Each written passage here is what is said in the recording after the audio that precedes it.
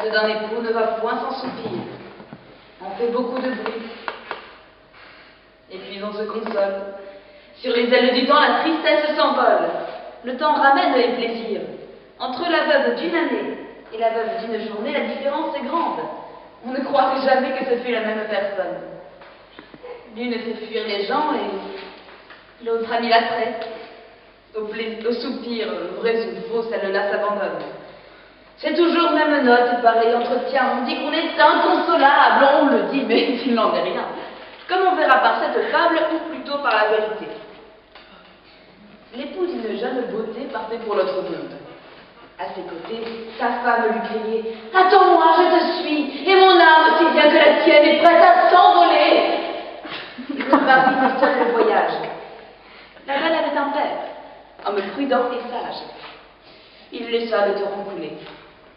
À la fin, pour la consoler, « Ma fille, lui dit-il, c'est trop versé de larmes, qu'a besoin le défunt que vous noyez vos charmes. Puisqu'il était vivant, ne songez plus aux morts. Je ne dis pas que tout à l'heure, une condition meilleure change en des noces ses transports, mais après certain temps, son fait qu'on vous propose un époux beau, jeune, bien fait, et toute autre chose que le défunt. Ah, dit-elle aussitôt, un clou a fait l'époux qu'il me faut. Le père lui laissa digérer sa disgrâce. Un mois de la sorte se passe. L'autre mois, on l'emploie à changer tous les jours quelque chose à la vie, au linge, à la coiffure.